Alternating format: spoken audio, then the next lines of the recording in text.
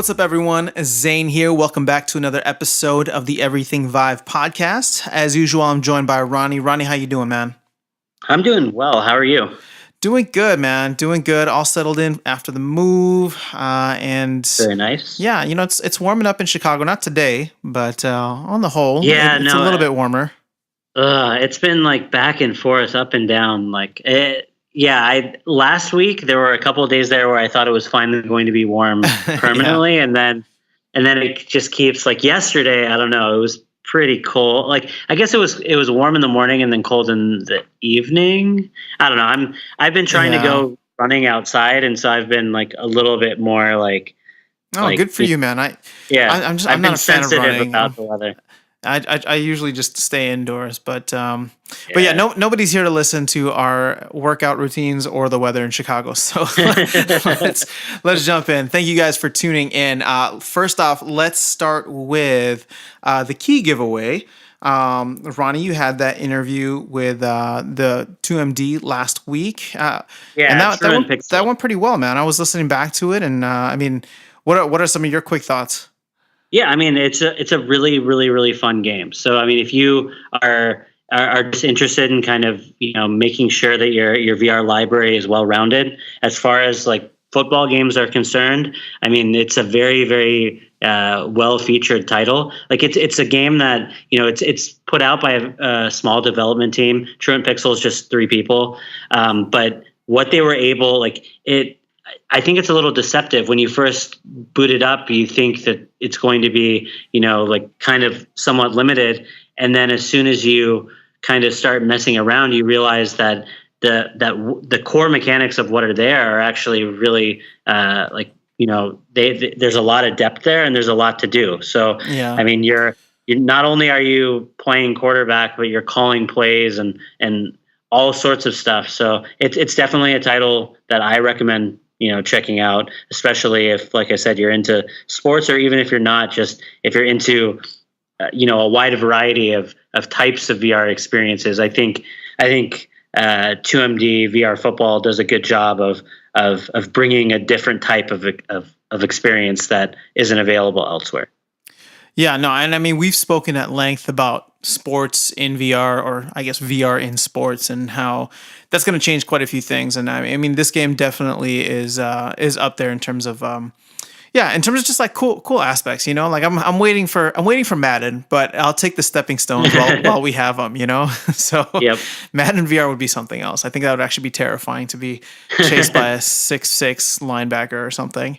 Yeah. But yeah, so we did the giveaway for that, and I have the winners here. Now, guys, we recently just launched our Facebook page, so if you don't like it yet, or if you haven't connected with us there, it's facebook.com/everythingvive. We didn't get any comments this time, although we did last time for Beat Saber, but I just wanted to set a little reminder for that. So we picked both winners out of the YouTube comments. So both of these are YouTube, usernames. So the first one is Warmark, WARMARCK, one word, and then Mindjive, also one word. So Warmark and Mindjive, you guys are the winners for the Steam Key giveaway. Since this is just on YouTube, shoot us a quick message on the back end, or like the about page of our channel, and we'll get you those keys right away so you can start playing pre-Madden football. I'm just kidding. It's 2MD VR football. Yep. Cool, Ronnie. Well, let's we haven't done like a good news session in a while, and even though I want to say news hasn't been entirely, crazy the last however long, last couple weeks, there was one interesting topic. We got a couple small things, but there's one interesting topic that I want to jump into, which is actually an article that you sent to me. It's from Road to VR, and it's about Valve kind of reaffirming their role in the VR landscape with the redesign of their website.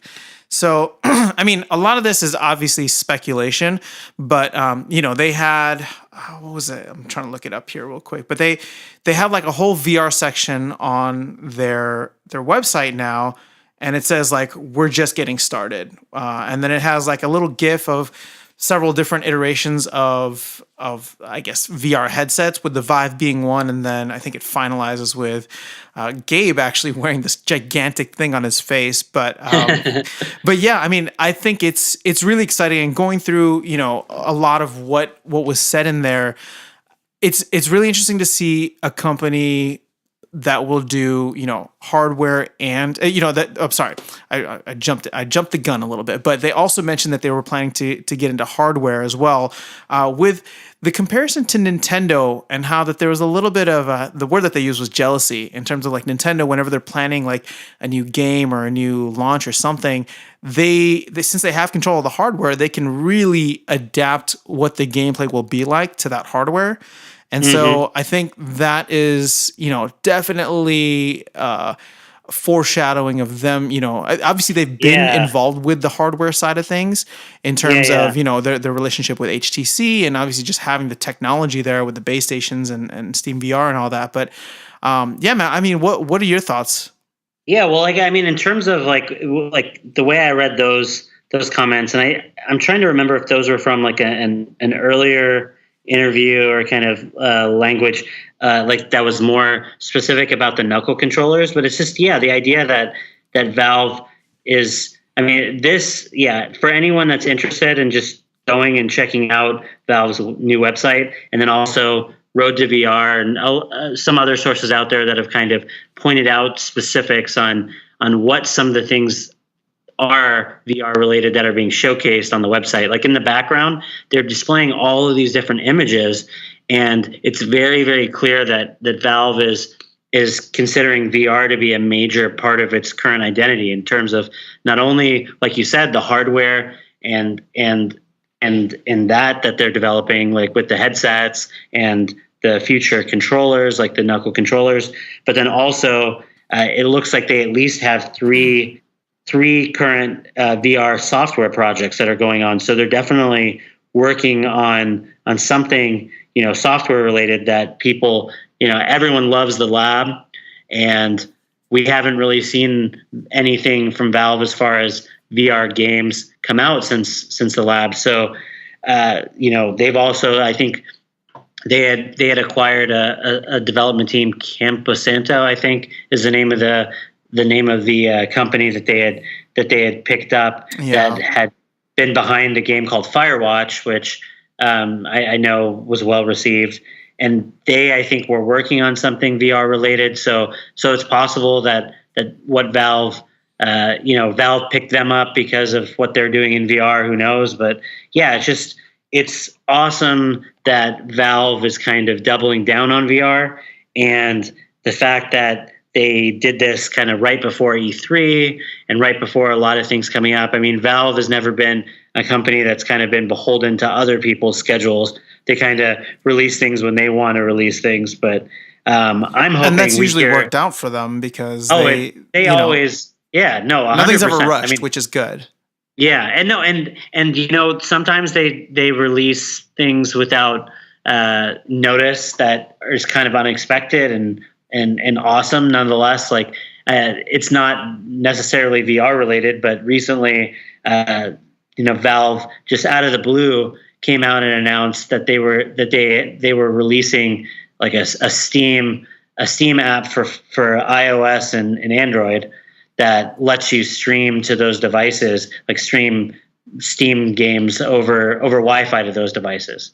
And so like that was something that really wasn't on anyone's radar, and literally a press release just came out and said, hey, this thing is going to be released, near the end of the month.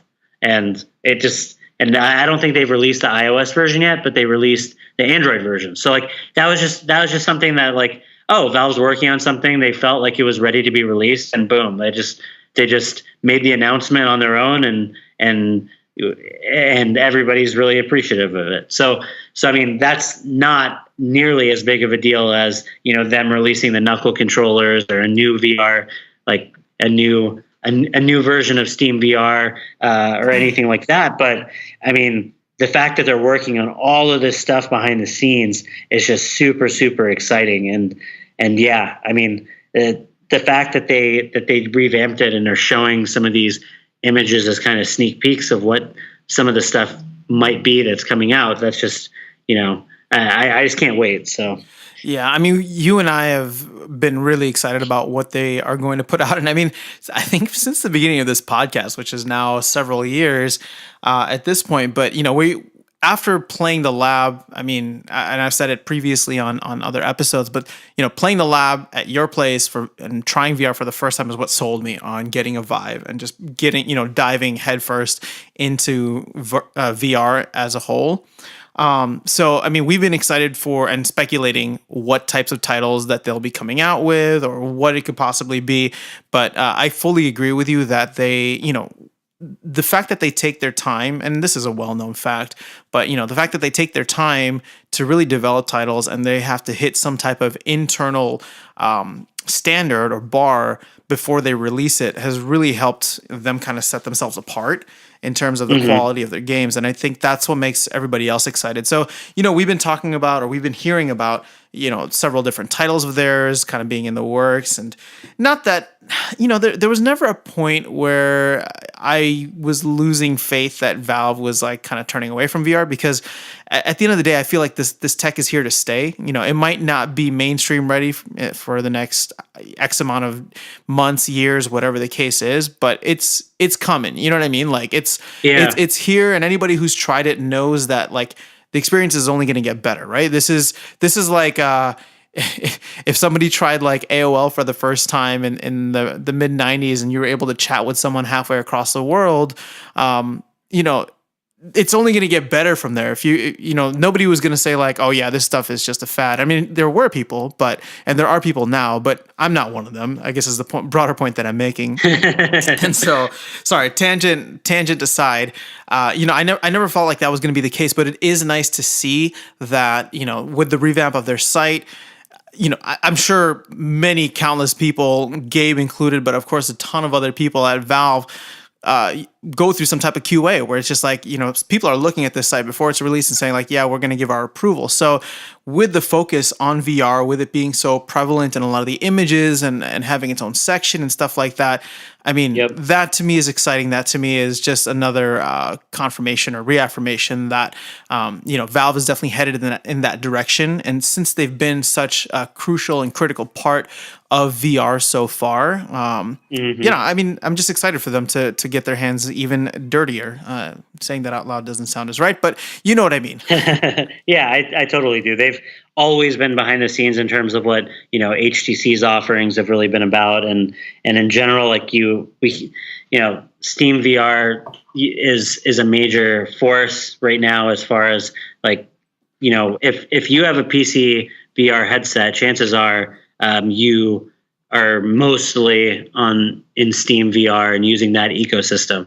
I mean, there's the Oculus Store, there's Viveport, there's now Windows Mixed Reality, but those are all, at least in my opinion, those are kind of side menu items to what Valve has been able to do with the Steam VR platform. And the more that Valve puts into that, the more they develop that up and hopefully release new hardware, like you said, eventually. That stuff's all super exciting, and it's good to know that they're the ones that are continuing to push the boundaries of what VR is going to be able to do, instead of just these outside manufacturers. I like having these central pillars of VR, like Oculus, like Valve, to kind of be behind the scenes and making really solid engineering steps forward in terms of what the capabilities of these things are going to do. So, yeah, super exciting. Yeah, I think that's was my main thought on it. But like I said, it's one of those things where there's not much actual news, but there's so much layered into every single piece of that website. You know what I mean? Yeah. As kind of just to kind of segue into like another one of the articles that I wanted to mention was the fact that Valve has been kind of not secretly but kind of quietly updating Steam VR, and one of the things that they recently released in one of the beta versions of Steam VR that anyone that is using it right now can go and check out, they implemented input.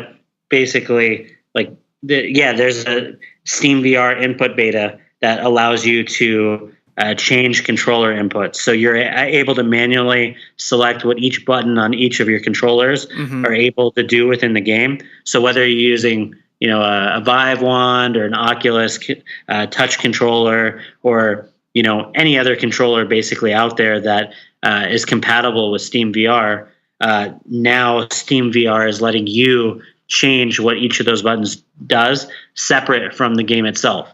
And so kind of the big thing there is that right now, or prior to this release, customers were relying upon developers to give you the option of changing those kind of things. So like if a game didn't have your controller input device in mind, sometimes it didn't work at all. Sometimes it didn't work properly, everywhere in between. And until the developers were finally able to get around to like finding a way for you to remap those or configure them. Now, Steam VR, it sounds like, is able to let you kind of go in there and try to get your controllers working. So you might have, by way of example, like a Windows mixed reality headset with controllers that are different than the wands. And if the buttons weren't working, you're able to try to map those onto, what the wands would normally use, and hopefully that'll work. So anyways, it's just a cool that for those of you out there that, like, I know for me, myself, I'm not always constantly looking through the setup menus in Steam VR. Like if, there have been a couple of times here where Valve has kind of added new features or changed things in Steam VR and given you new types of settings, kind of like some of that super resolution stuff that they started doing a while back. Like there were things that they added that I had no idea about. And if you go into the settings, you'll go and see those and say, hey, like that's new. I've never seen that before. But so this is one of those things that Valve kind of just quietly put out there. And for anyone that has had issues with the control or input devices that they're using in VR, hopefully you can kind of go in and mess around with this new input beta test and maybe you'll find a workaround that wasn't working with your setup before. Yeah. No, I mean, it's just flexibility, right? Like that's just what it is, like our customizability. I think that people just appreciate that. So and the big thing is like the fact that there are so many different types of headsets out there now, have like building these kind of general tools that allow people, like customers, to kind of try to meddle with things on their own if a developer isn't doing it. It's always useful because there's so many people out there that are willing to tinker with these things. So it's nice when it works out of the box, but in case it doesn't, at least now there's a little bit more options for people. Yep. No, I agree. And I mean, I'll be the first to admit that I'm not one of those tinkerers. I think you are more than I am, but but the thing is, like, at the end of the day, like if something I'd say Damon is actually Damon too. Yeah. Damon does that even more, like messes with some of that stuff more than I would. So. But for me, just a layperson, like it's still cool to like know that exists, or like if I ever need to like swap stuff around or want some flexibility, you know what I mean? Like it's just cool to be able to offer that. So kudos to Valve for that.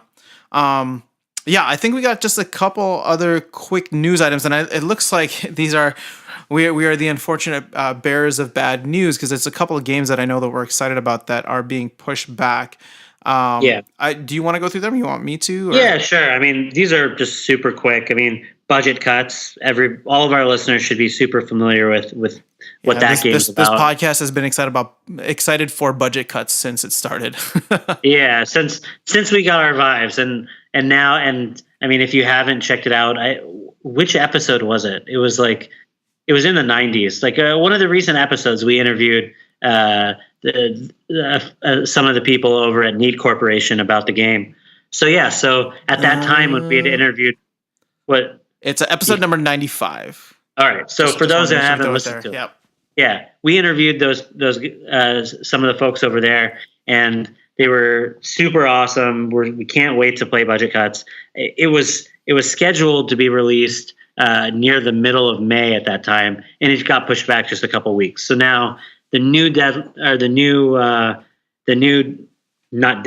release date for Budget Cuts is end of the month, right? Yeah, is May 31st. So you have about a week and a half from the time you're listening to this to go and to to go and try the get ready for demo. that. Just try the Exactly. demo. It'll sell you. And especially since that demo came out over 2 years ago at this point, Yep. I can't wait to see what they have in the full game. Oh, I totally agree. And then the other game that was supposed to come out in May, and there was never an exact release date as far as I'm aware, but it's the game's called Pixel Rip 1989, and we haven't actually had a chance to really talk much about Pixel Rip. I may have mentioned it during my week at GDC, but it was a game that I got to check out kind of an early version of while I was at GDC earlier in March. And it's a really, really, really cool game. I mean, there's a few games that I think kind of blow you away as far as what they're trying, like the scope of what they're trying to do in VR. Mm-hmm. And this is definitely a really ambitious title. And in addition to that, like the art style is super cool. The gameplay is fun.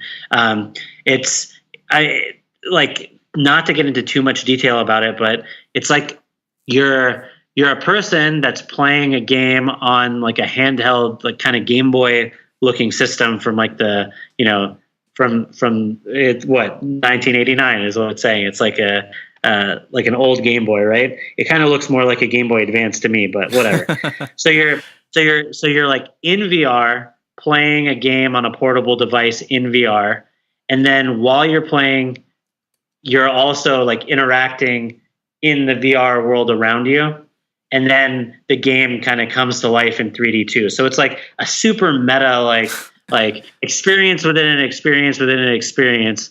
Like I'm not going to go as far as to say it's like, well, what was that? Come on, the Christopher Nolan Inception. Yeah, it's not quite dreamlike in that, but kind of. It's like super layered. To the point where like when I was playing it, I was like, oh wait, like something's affecting me, and like outside of this game I'm playing on this handheld device, like, and then everything just interacts with each other. It's so cool. So that is a cool concept. We have not talked about it, so I think this is the first time I'm actually hearing about it. Yeah, so for people that are interested in checking out, I mean, there's a lot. I'm sure you can go and find video content and stuff like that to kind of like better explain what's going on in it than I'm doing here, but this is definitely a game that you should be aware of as far as like looking forward to its release date. And it was going to be coming out in May, and it's gotten pushed. Now the date is sometime this summer. So when we get when a new release date's confirmed, we'll definitely keep you up to date. If you're checking out like the Twitter account for Everything Vive, I'm trying to keep that apprised of all this kind of stuff as well. So but yeah, right now it's coming out hopefully sometime this summer, just not in May like it was originally planned to be released in. So, but definitely a cool game. Well, I mean, just in looking at what you had sent me before we jumped on the call, it looks really exciting. And now hearing the actual description from you, so I'm excited for it. Yep. Sounds like a cool concept. So let's go ahead. I think that's all the news items. We can transition into Game Talk, which I believe you are going to lead, and it sounds like you had a pretty cool game. Yeah. So I guess the like two quick titles I wanted to mention. One's quicker than the other one. The first one is Firebird: The Unfinished, which I picked up and got a chance to play. I was super into, like, for those who might not remember it. So Firebird, I mean, I didn't read their media materials as far as like how they're kind of pitching this series, but I would say Firebird as a concept is like almost like a dance and music type series that these developers are putting out. And the first experience that they had put out was called Firebird La Paris, and it was really focused around, when I say dance, it's more like the theater ballet type of dancing, like very full of emotion and expression and all that kind of stuff. And it's clear that the developers really love this art platform and are bringing ballet and dancing to VR in a way that lets people experience what dance is all about, like kind of up close and personal and in a really unique setting.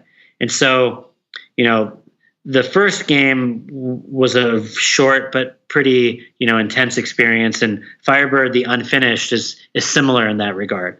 So I would almost say that whereas the dancing was kind of to the forefront in La Prairie, I'd say the Unfinished is actually more focused on telling a story and more focused on maybe even music than it is just ballet. Though there is like a really cool ballet scene and number at the end of the experience.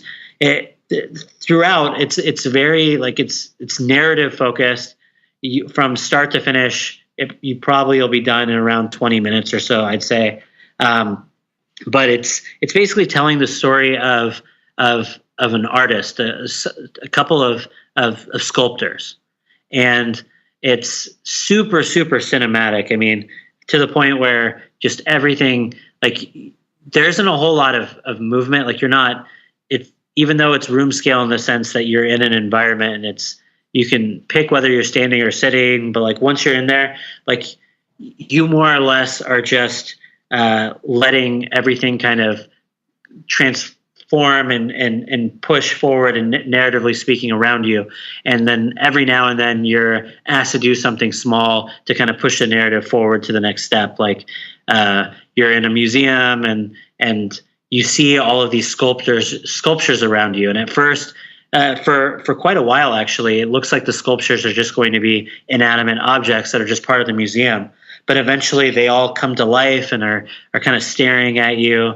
And then there's this large kind of like rock sculpture like in the middle of the room, and it's going to, basically these artists that you meet over the course of this 20-minute experience, they're going to be trying to shape this into something. And as sculptors, it's kind of that artistic craft of like, what do we make out of this rock? And then, you in VR kind of chisel at some of the rock to kind of, Oh, so it is somewhat interactive then, right? Yeah, it's okay. Interactive, but like in the sense that like you're doing things to kind of feel like you're part of the story.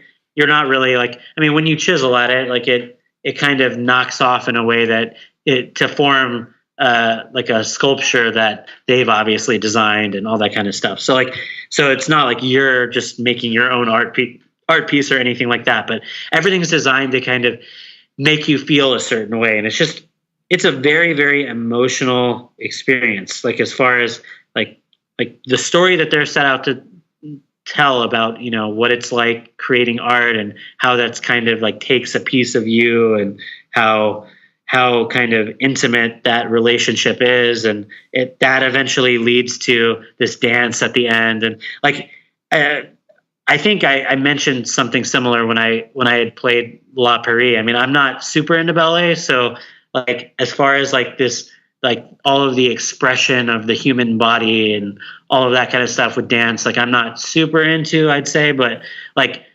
even for someone like me that's not into that stuff, if you go into an experience like this to take it seriously, you'll definitely get something out of it. I mean, like it's definitely something you may like. People have their different opinions about it, but it's definitely something that leaves a strong impact. Cool. And so, yeah, I remember when you did the game talk about the first one, and I never got around to watching it, but it's cool to see that there's a full series behind it now. Yeah. So that's what. So like, and I think there's like, I mean, this one I think was selling for $5. The first one was like $4 or something, or it is now. And okay. I think they might like combine the two in a bundle or something. It's just this is definitely. It's also available on Viveport, if I remember correctly. Yeah. So yeah, and I think that's how I picked it up. But it's definitely really cool. Like sorry, I meant the Viveport subscription. Yeah. Oh, so see, that's a perfect way to if you already have a Viveport subscription, then it's perfect because it's definitely worth checking out. Yeah. Okay. Sorry, but you're saying. But like, yeah. But so I mean, I think at this point, especially for people that are into VR, like you'll know what this kind of experience, like just know going in that this really isn't a game so much as it is like an interactive experience. And it's about 20 minutes or so. So it's not like, super long or anything. But I think if you're really into VR art, these games are totally worth checking out. They're very well done for what they are. And I think if you go in knowing that that's what you're getting and that's what you want, then it's like more than worth the price tag, just because I can only imagine the amount of effort that went into, crafting the story and then finding a way to make everything so like I said, like I think the Toronto Orchestra did the music, like they played and recorded the music, so it's super epic sounding and really cool, Yeah. and yeah, Cool, for man. people that are into those kind of things, it's definitely worth something. It's something worth checking out. Well, now that there's two, like I said, I'm definitely gonna check it out or look into it. I need to renew my Viveport subscription, just because There you go. since I was out of town, it's something that I want to get back into. So, but yeah, you had another one as well, right? Yeah, and then this other one is a more of a traditional game, and it's definitely something that I'd recommend people go and check out. And this game is called Compound. And so Compound actually just released an early access on May 15th, but there's been a demo that's been out for a little while. So you may have played the demo, you may not have. I can't recall myself playing the demo. I think I definitely had seen pictures of it though prior to early access. I mean, it's hard to do this game justice because the visuals are such an important aspect to the feel of the game. But imagine like really old school PC first person shooters. Like we're talking like early 90s, like Doom and like Wolfenstein 3D and those like pixely like kind of pseudo 3D style games where you're like, just going around shooting, kind of mindless AI, like, enemies and that kind of stuff. It's like that brought into 3D, into VR, in like a way where you really feel like it's those kind of games just brought to life. Like everything is very pixel arty, but like in a really detailed and really precise fashion. Like it's not like nowadays there are a lot of these kind of, retro looking games that are out there that kind of try to mimic that style. And this goes beyond, I think, what most of those games have done because it really, like it is 3D, but it really, really captures the feel of those games to the point where you feel like it is a pixel, like you feel like it's all sprite based, and like it's such a weird mix of the two that it really does feel like you stepped into, like I said, Wolfenstein 3D or something, like one of those old first-person shooters. Mm-hmm. And I mean everything from the music, like how that works, to like the little effects, like when you shoot your guns, like the little smoke effects that come off look like they're like pixel art, like sprite based kind of looking Doom stuff. Yeah, and it's just, it all looks so cool. And then the gameplay itself right now, I mean, it's like the developer, and it's a single guy, which is mind blowing to me. It's a one single person developer, and we've seen a lot of games that have been developed by a single person, but this game in particular kind of blows me away. The fact that it's only one person. His name's looks like Bevan McKechnie, if I pronounced that correct. Not Dead Games is the name of the studio that he kind of opened for the game, but it's only him. And the fact that the artwork is so good, the fact that everything in the game works the way it should, it works. Everything was super intuitive. It's a game that it doesn't have any kind of like formal tutorial or anything like that. But I was able to boot it up and really quickly figure out everything that I needed to be doing, from the menus to setting it up to going to the firing range and then eventually starting a game. And once I started the game, I mean, you're looking, I think right now there are 3 main environments, and then each of those environments, there's like multiple stages to the environments. So it's all procedural at this point. So the levels, like when you start up at an actual match, the game will just kind of generate a random level, and it's almost like they're like mazes, is how I would best describe them.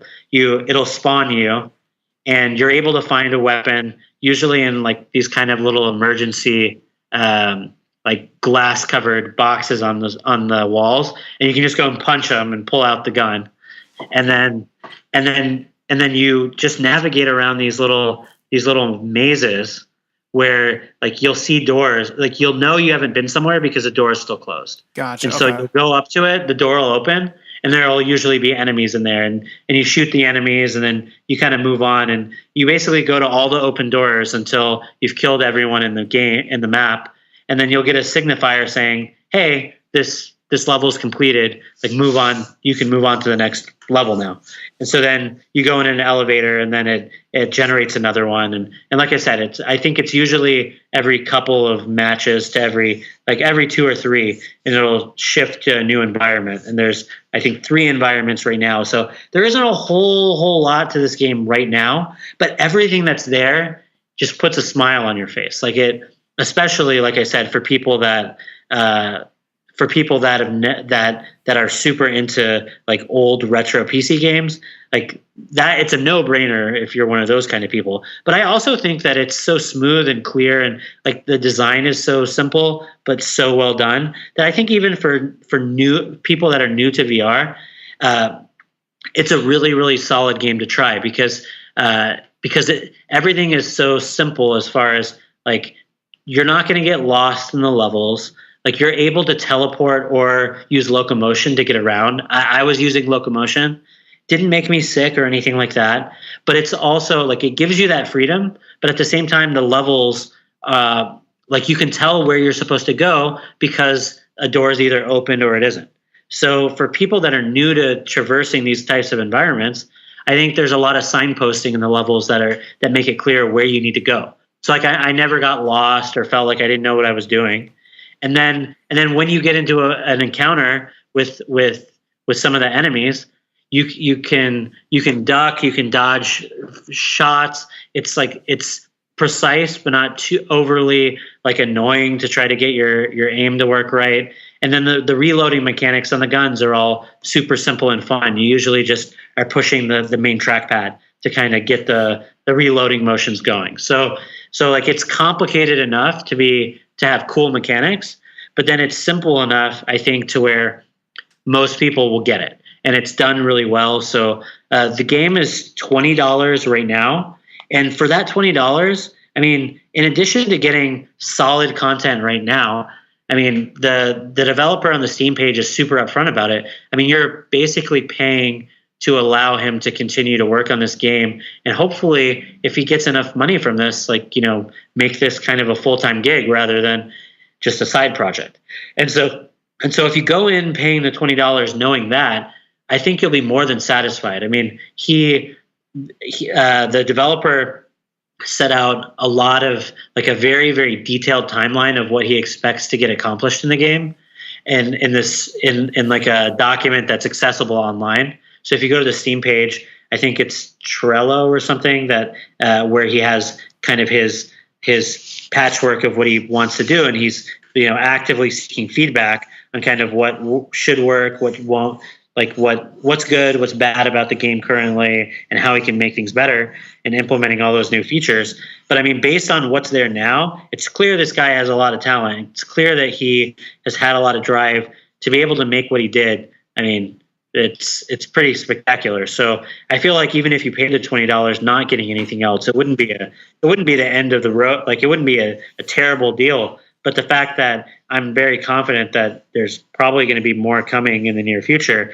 I mean, makes that easy. And then for those that aren't necessarily ready to put down $20 into something like that, especially when it's early access, there's a free demo available where you get a chance to kind of try out an early version of the game without putting down any money. So, and if you're on the fence, there's no reason not to go try out the demo, because you can get a feel for what the game is kind of like. And then if you like that concept, you want to support this dev, then you can go ahead and purchase the early access game and then be more of a part of the conversation. But that was kind of my take on the game. And yeah, I mean, there's still like snap rotation, for example, isn't implemented yet. That's even as someone that was using a room scale setup, but also using locomotion, it would be nice to have that so that, you know, your player is always facing the right direction while you're in the game and stuff like that. Like there's little things here and there that like still, but like that said, like while there's things that could be added, if you just play it the way it is right now, it doesn't feel like anything's really missing, or that anything, like everything works great. It's not buggy. It's like I said, I'd actually feel confident. I think after showing new people to VR, like games that don't, like as an early locomotion game, like for someone that hasn't gotten used to locomotion yet, this is like a solid game to try, and it's so unique and impressive in so many ways. Like it'll give people that you're demoing kind of a cool perspective on what's possible in the medium, I think. Yeah. No, man. I mean, from this and obviously the conversation we had beforehand, I'm Yeah. definitely excited to try it out. The thing is, I get other people's, or not other people's, but I get that there's a certain percentage of folks that I don't want to say are anti-early access, but I understand Yeah. the hesitation or reservation before spending, any amount of I mean, dollars. And the thing is, like $20 Yeah. is that's a decent amount of change. Like Yeah. you can buy fully developed games at that price point. Yeah. So No, that's what I would say. Like, I mean, me personally, I enjoyed this game, and like there are games that are legit $20 finished games that I enjoyed less than this. So like I mean, fair enough. Yeah. I'm on the fence. Like as far as like, I think if it was $10 right now and never became anything more than what it is, I would probably be happy with it. Ironically, for $20, I feel like it would be really nice to have like more of a game than just these procedurally generated levels. But still, like I don't feel terrible about it. Yeah, the one thing I would say about like my experience with early access that and you might have a similar, like, I mean, the fact that you and I play so many of these games, it makes it kind of hard to go back to titles like months after the fact. Yeah. So like a lot of times when you're buying the game for the first time, that's when you're probably going to get the most enjoyment out of it. And if a game is too early, then you're not going to get enough of that before moving on to something else and potentially missing out on future developments. So like for me, I felt like I was able to get my money's worth now, but I do definitely intend to, keep up with the game, and hopefully when it's more developed, it'll just be that much more awesome. But yeah, like that is a thing. Like, yeah, especially I wasn't trying to discourage people. In fact, I was just going to say I think it's good that there's a demo out there because, like, I mean, I'm not that I'm one of these people or that I'm not, or one of the other. It's just like, for me, something like this, if it's $20, like I would appreciate the opportunity to be able to try it beforehand. Especially knowing the details of like, it's early access, like he's being upfront with where he's at, what he's trying to do, what he would need. And I think we've talked about this before, like games offering demos beforehand, or, just, I think that there's definitely a value to that because, I'm not even sure how you came across this game, but, for myself, like if there's a game that I come across and there's a demo available, then I'm usually downloading that, as soon as possible to try it out to see if it's something that is worth trying. So, just a reminder for folks out there that there is a demo for this game.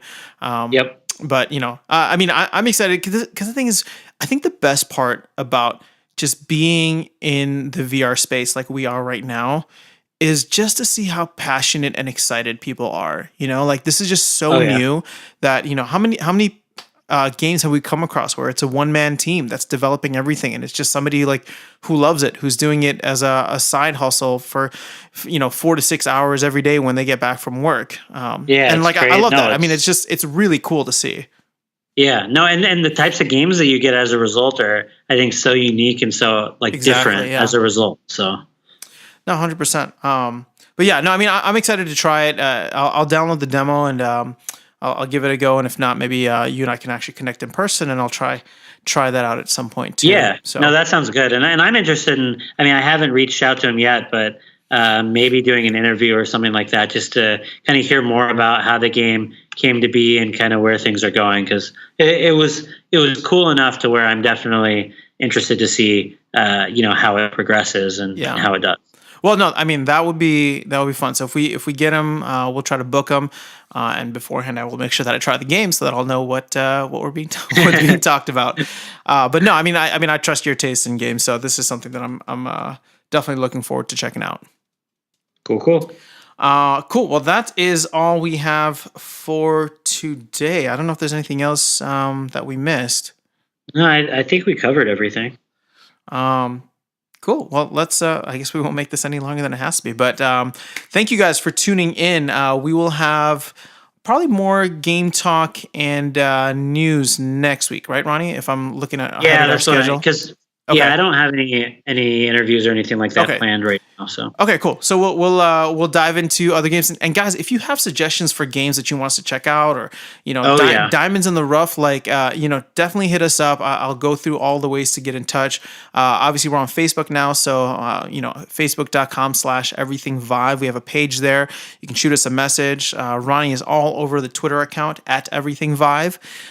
So hit him up there. He's also posting a lot of really cool stuff. When I was handling the Twitter account, not much was happening, but Ronnie's been Ronnie's been awesome about it. So definitely get in touch there, because Twitter's just like the water cooler of life. I feel like just anybody can go in and start a conversation. So on Twitter, YouTube obviously was where we post the other episodes, or all the episodes as well.